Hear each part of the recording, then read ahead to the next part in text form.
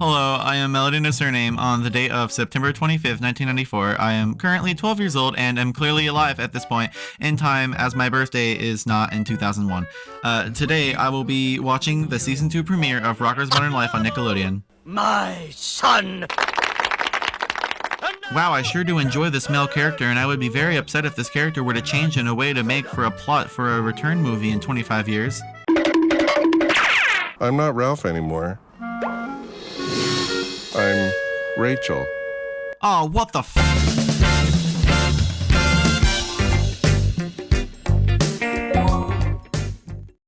In modern-day media, diversity is not expected or forced, but rather natural given how open we've become towards queers and people of color. Letting more than cis-het white men and women play or voice a character, create a show, direct a movie, develop a video game, etc. is the natural standard we've come to in this day and age, where you don't get curb stomped for sucking dick. A character being black, Asian, or gay isn't really anything out of the ordinary nowadays, but whining weirdos will still call it the work of the woke mob and those gosh darned libtards. These people only ever have two arguments. One is that it's retconning an already existing character instead of creating a new one, which isn't a good argument since the creator or rights holder of a character can do whatever the hell they want. The other is just blatant bigotry. While some of these diverse characters can get by without a single hitch, there's one character type that seems to constantly cause disruption amongst the racism community, that being Oh, your mind for sure is not that noticeable.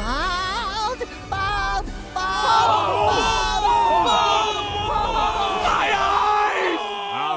All right. Sure, one could go unnoticed if it wasn't specified in the media they're in, but the second it becomes a point of conversation, the anti-child marriage laws crowd will be at the creator's throat claiming that they support child grooming and pedophilia. There's probably a few characters you've seen before who've changed their gender, much to the dismay of the bearded white men who call it woke propaganda. While your average racist neat can whine about a fighting game character they previously didn't care about becoming a girl, you can proudly display your free-thinking Twitter brain with the funny yo-yo girl as your profile picture. What is essentially a change in artistic view for a character or a plot point for a character arc to the writers and standard viewers is what others may scream is femboy erasure or the liberal agenda to groom children. Sure, you could see it like that if your viewpoint on the gender of a character is if you can blow a fat load on the air mattress in your parents' basement in under a minute while looking at child porn. But the second that penis on that male character is now a female penis, whoa buddy, I'm straight.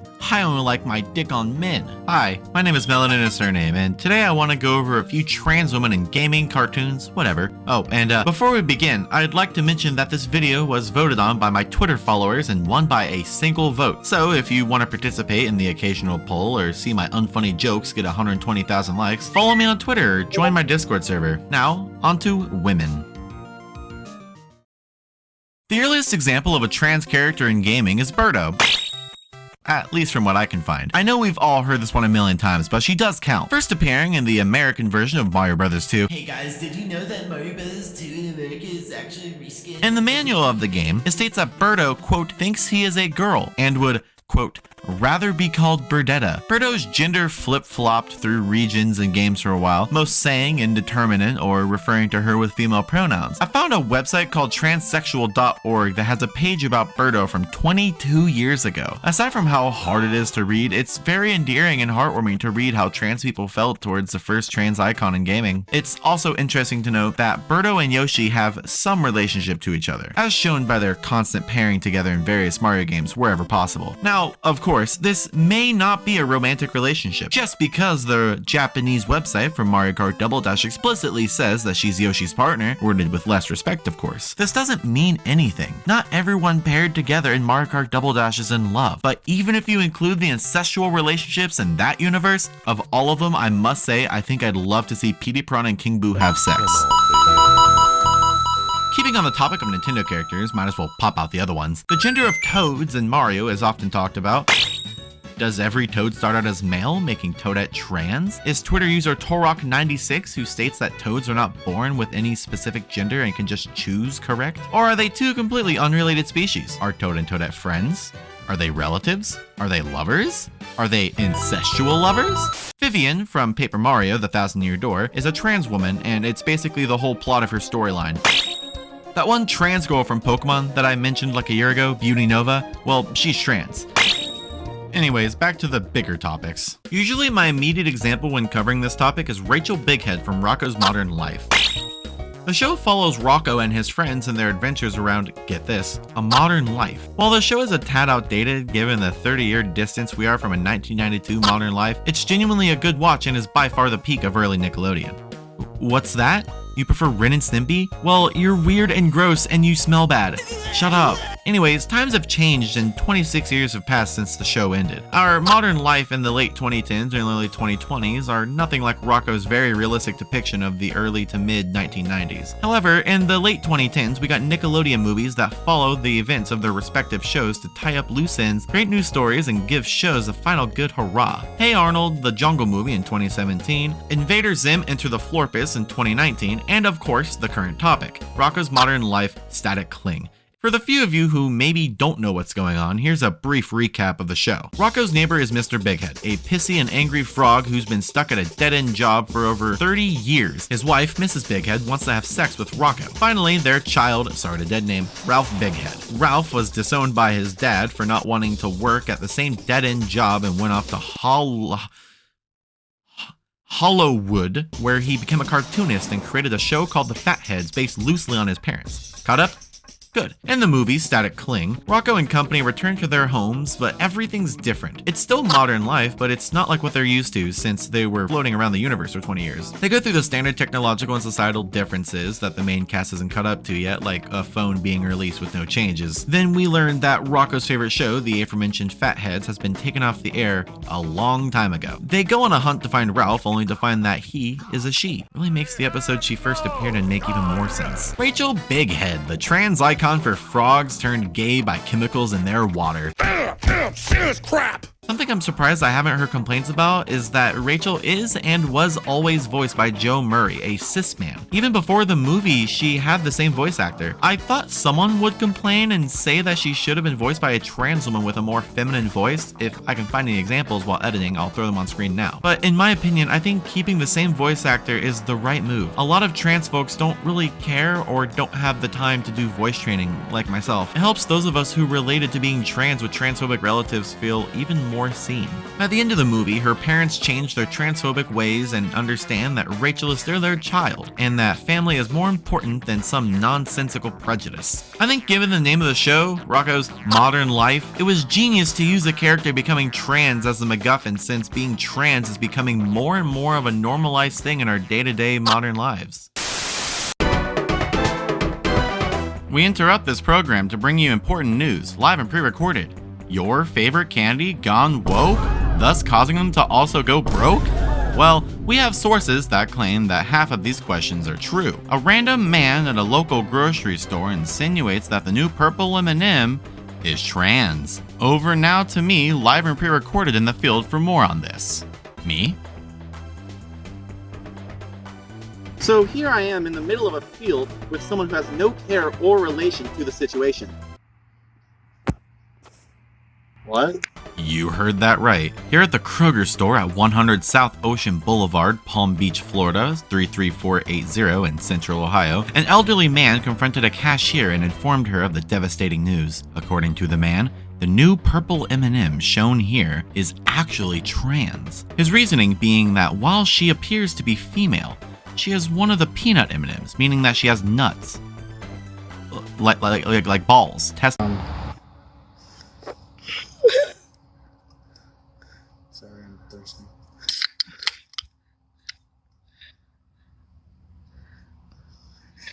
What do you think, viewers? Do you believe that the Mars company would not only ruin the wet dreams I have of the green M&M by giving her sneakers like the rest of the anthropomorphic candies, but also create a trans candy in spite of us proud anti-liberal patriots who are not snowflakes despite caring so much about minor changes to something so insignificant that in turn it makes us come off as snowflakes?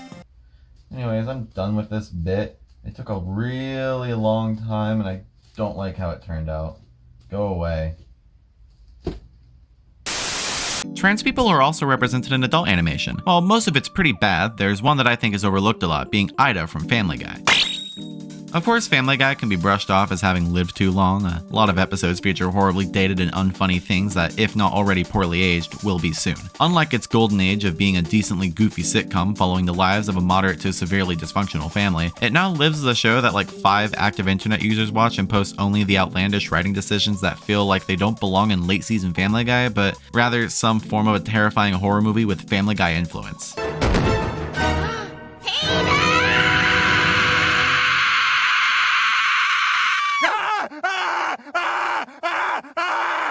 Ida's first appearance was in Season 8 before the transition. Known as Dan Quagmire at the time, he was suspected of being gay by both his old sailor buddies as well as Joe and Peter. Is this homophobic?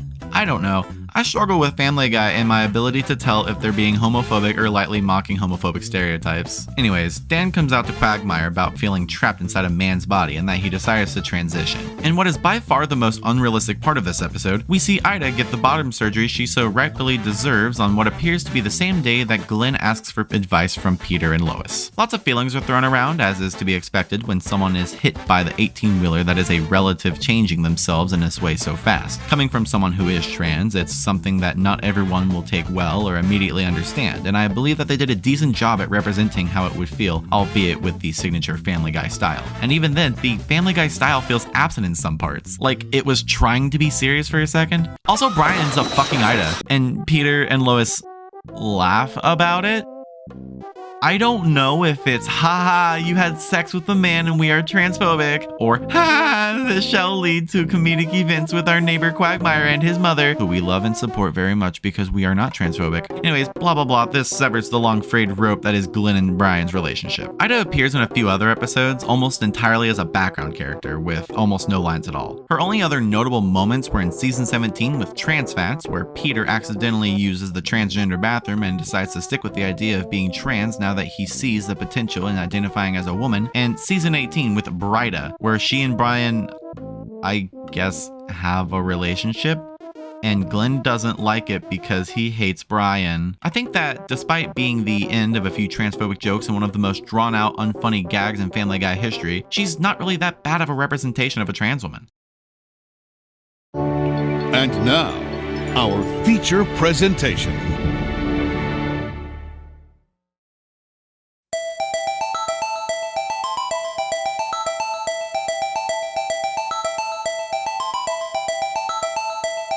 In 2019, we're gonna have an anime character turn to face the audience, look the viewer dead in the eye, and say in perfect English, "I am transgender." And we'll still have otaku fuckboys trying to insist that there's an intricate Japanese historical context for why they aren't. Lost Thief on Twitter. While you were 2 years late, you foretold one of the wildest Twitter dramas that ended up being the exact inspiration for this video a few months back, being Bridget from Guilty Gear.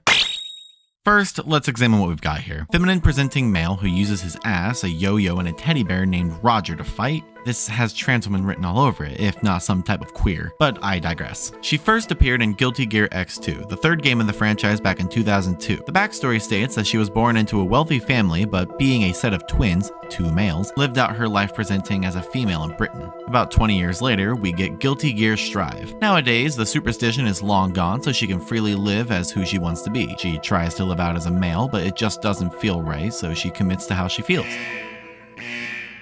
Oh, what's that? The pedophile calling this grooming alarm is going off. Better take a peek. Oh, fuck.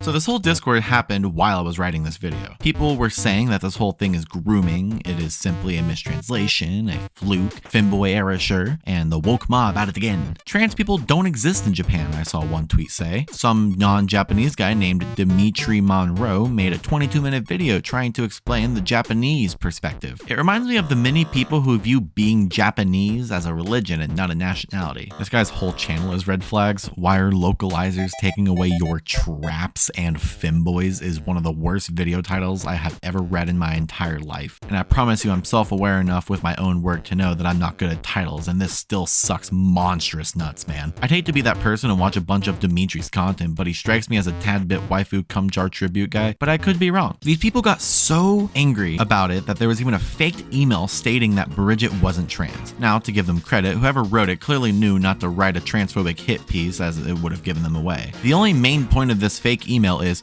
we call them boy's daughter because they are boys with feminine qualities. The femboy erasure pedo community stepped in to make their stance known by showing off their skills in faking emails, only to be shown up by the publisher of the Guilty Gear franchise pointing out that it was fake. Our customer support has become aware that someone has impersonated them and fabricated images made to look like official responses. ASW will not individually answer questions relating to content that is not published in-game or on our website.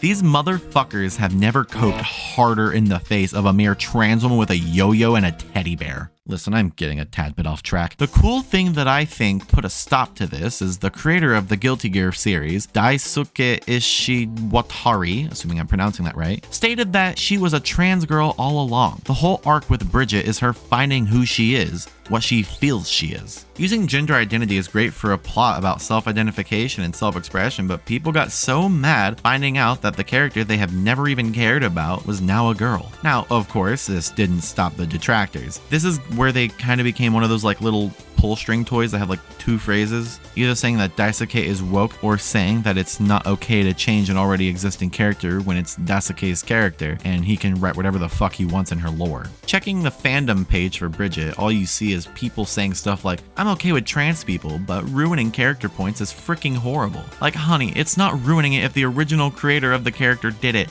It's their character, not yours. End of the day, we were given a funny little shiggy wiggy goofy goober who I'm more than happy to know exists now. I may never play Guilty Gear in my lifetime, but that doesn't mean I can't appreciate this funny little character. And besides, she's trended on Twitter like once a week ever since she came out of the closet. I'll never not see her on my timeline. As I said, diversity is a normal thing that we've reached in our modern lives. It is inevitable that you will eventually meet someone who is trans, closeted or not, and maybe you'll just never know it. I think that despite a lot of trans representation being mean-spirited jokes to bully and belittle an already mistreated minority, some of the characters we're given to give us a face in the media aren't that horrible. The trans women I spoke about today are all pretty decent examples, despite their initial introductions being a bit on the /neg side of the Twitter culture. If anything, being a part of the queer lords on the internet makes for some good bird watching when literally anything trans-related happens, because then you can pull out the 3D glasses and an overpriced popcorn and see a lolly artist admit they're transphobic, get called out for being a pedophile, and get suspended all in one sitting. Well, maybe not. I wrote that part before Elon Musk took over Twitter, and he seems to be quite a big fan of racist Nazi pedophiles.